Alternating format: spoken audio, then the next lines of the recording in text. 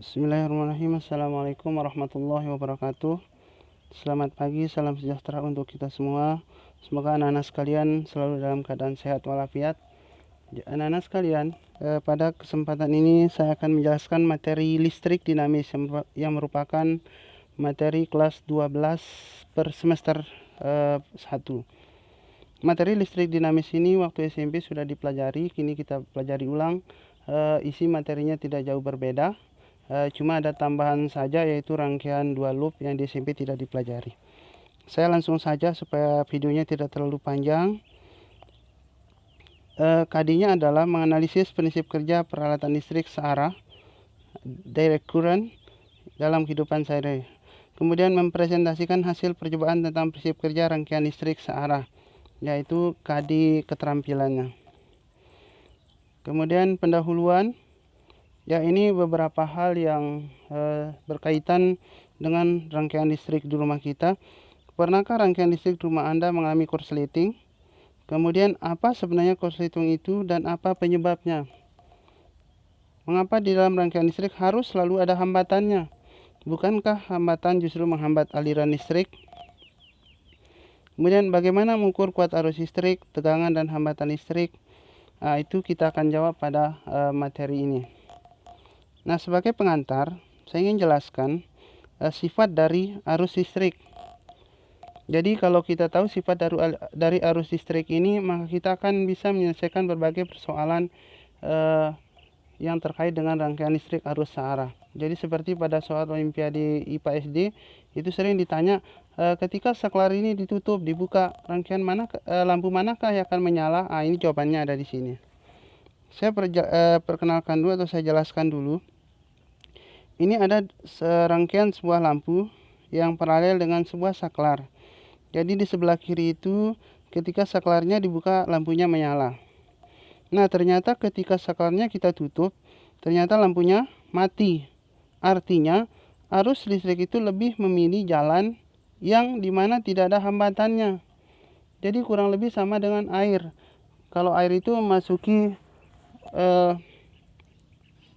sungai yang tiba-tiba ada percabangan, tentu air itu akan memilih sungai yang tidak ada hambatannya. Jadi dia tidak akan memilih yang ada hambatannya. Nah, arus listrik juga demikian. Jadi dia akan mengalir lebih cepat pada bagian rangkaian yang hambatannya kecil. Nah, itu nanti akan dijelaskan oleh hukum Ohm. Jadi kesimpulannya adalah bahwa arus listrik lebih memilih jalan yang tidak memiliki hambatan. Nah, pengertian arus listrik dan kuat arus listrik. Jadi arus listrik adalah aliran muatan listrik. Sedangkan jumlah muatan yang mengalir dalam suatu rangkaian tiap satuan waktu disebut dengan kuat arus listrik. Jadi arus listriknya itu adalah aliran muatannya, sedangkan besaran listrik namanya kuat arus listrik yang menyatakan sedikit banyaknya muatan yang mengalir. Nah, secara matematis itu sama dengan Q per T. Oke, selanjutnya saya ingin jelaskan masalah apa itu arus listrik dan kemana arah alirannya. Nah, arus listrik sering disebut juga dengan arus konvensional, karena sebetulnya di dalam rangkaian listrik itu arus listrik atau aliran muatan positif itu tidak ada, hanya perjanjian saja. Jadi yang sebetulnya terjadi di dalam rangkaian listrik adalah aliran elektron dari kutub negatif baterai ke kutub positif. Kenapa seperti itu? Jadi kita lihat. Ya, ini arah aliran elektron. Ya, jadi dia keluar di kutub negatif baterai dan masuk ke kutub positif. Kalau tadi arus listrik adalah mengalir atau aliran muatan positif mengalir dari potensial tinggi ke potensial rendah, gitu ya. Ibarat air itu mengalir dari tempat tinggi ke tempat yang rendah. Maka arah aliran elektron dari potensial rendah ke potensial tinggi. Bagaimana itu bisa terjadi? Nah, ini dia. Jadi yang merah itu adalah arah aliran elektron. Sedangkan yang biru adalah arah aliran arus listrik atau disebut dengan arus konvensional. Sekali lagi, di dalam rangkaian listrik itu hanya tidak ada aliran muatan positif. Sebetulnya arus listrik itu tidak ada, maka disebut sebagai aliran atau arus konvensional. Nah, untuk menjelaskan, saya gunakan ilustrasi seperti ini. Nah, ini ada dua buah bola bermuatan, yang satunya muatan positif, satunya muatan negatif. Nah, ketika ini dihubungkan, maka terjadi aliran elektron atau muatan negatif dari yang hijau ke yang kuning. Sehingga pada akhirnya muatannya menjadi 0. Ya, yang kiri jadi 0. Ya, karena berkurang 1. Kenapa berkurang 1? Karena dia mendapat 1 elektron. Nah, yang unik adalah yang kanan muatannya 0. Kok bisa muatannya 0? Ya, ternyata bertambah 1. Kenapa bertambah 1? Karena dia kehilangan elektron. Nah, jadi seolah-olah ketika terjadi aliran elektron dari kanan ke kiri, maka seolah-olah dalam arah yang berlawanan ada aliran muatan positif. Jadi seolah-olah, tapi tidak terjadi. Nah, inilah konsep arus listrik. Kenapa disebut sebagai arus listrik konvensional? Karena tidak terjadi, hanya perjanjian saja. Gitu ya. Jadi karena akibat dari aliran elektron, maka seolah-olah dalam arah yang berlawanan itu terjadi aliran muatan positif yang disebut dengan arus konvensional atau yang disebut dengan arus listrik. Kemudian yang kedua adalah tegangan listrik. Tegangan listrik ini ibaratnya kalau air itu adalah sama dengan beda ketinggian. Nah, tegangan listrik ini sama dengan beda potensial. Jadi kalau air itu syaratnya kalau bisa supaya bisa mengalir harus ada beda ketinggian. Maka demikian juga dengan arus listrik, harus ada beda potensial. Dan dia mengalir dari potensial tinggi ke potensial rendah. Nah, sumber-sumber tegangan listrik itu bisa baterai, aki, generator, dan seterusnya. Nah, dalam rangkaian listrik disimbolkan seperti ini. Ya, ini untuk yang rangkaian arus sara biasanya simbol baterai. Sedangkan yang ini adalah untuk sumber tegangan arus bolak-balik. Ya, seperti itu. Kemudian hambatan listrik. Pertanyaannya, kenapa banjir bandang bisa terjadi? Jawabannya adalah karena di hutan itu ya tidak ada yang menghambat aliran air yang turun dari pegunungan ke dataran rendah. Nah, maka untuk menghambat itu harus ada pepohonan. Seperti itu supaya tidak terjadi banjir bandang. Nah, maka demikian juga dengan rangkaian listrik.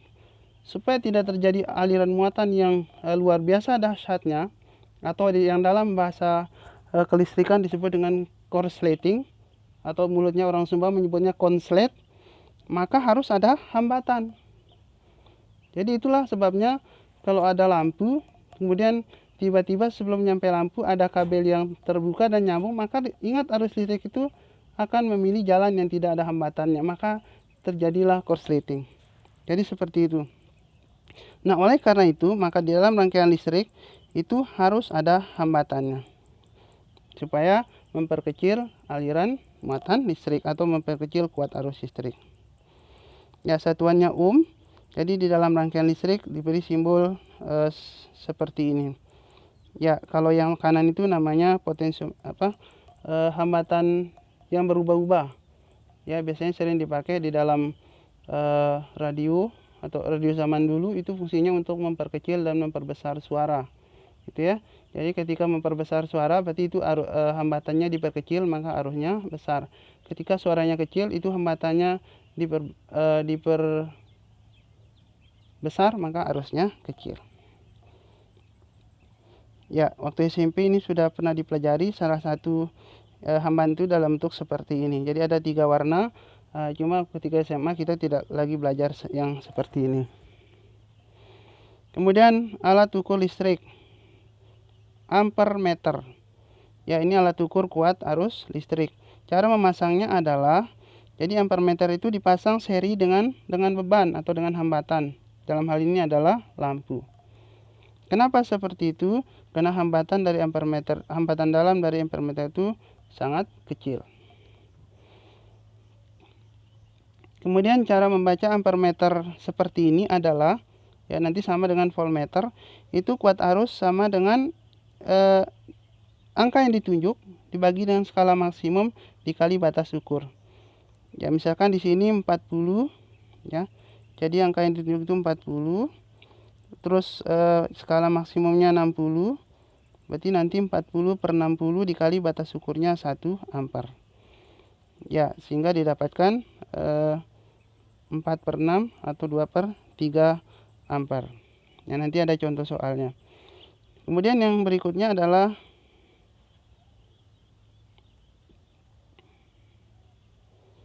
contoh soal, bolehlah. Ya, ini ada 2 ampere meter. Ya, yang satunya batas ukurnya 200 miliampere. Artinya ketika dipakai untuk mengukur kuat arus yang lebih dari ini dia tidak mampu. Jadi sama dengan meteran. Kalau meteran 1 meter dipakai untuk mengukur tinggi orang 2 meter tentu tidak mampu. Jadi harus ditambah kemampuannya. Maka nanti di alat ukur listrik juga seperti itu. Jadi ketika kita tidak punya alat ukur yang kemampuannya lebih besar, maka nanti ada caranya. Nah, yang kiri itu adalah nilainya. Ya, angka yang ditunjuk 12 per skala maksimum 20 kali 200 miliampere. Jadi 120 miliampere. Yang kanannya adalah 18 per 20 dikali 300 miliampere sama dengan 270 miliampere. Mengerti ya? Oke, saya lanjutkan. Voltmeter. Ya, ini adalah alat ukur tegangan listrik. Ya, karena voltmeter itu alat ukur tegangan listrik. Ingat, tegangan itu adalah beda potensial. Berarti dia harus dipasang di kaki-kaki hambatan. Ya, karena dia mengukur beda potensial, kaki kiri berapa, kaki kanan berapa, ada diukur bedanya. Itulah yang disebut dengan tegangan. Maka di dalam rangkaian listrik dia harus dipasang paralel dengan hambatan. Nah, kemudian cara membacanya sama. Jadi angka yang ditunjuk, ini angka yang ditunjuk bagi skala maksimum dikalikan batas ukur, seperti itu. Contoh soal seperti ini. Ya, berapa tegangan yang ditunjukkan oleh voltmeter berikut ini? Jadi 20 per 25. Ya, angka yang ditunjuknya 20. Skala maksimumnya 25. Batas ukurnya 100 volt. Maka hasilnya adalah 80 volt. Kemudian hambatan listrik. Jadi hambatan listrik itu cara mengukurnya harus dalam rangkaian itu dalam keadaan terbuka, artinya tidak sedang ada arus listriknya. Kenapa? Karena nanti ketika diukur maka akan terjadi perbedaan. Seperti itu.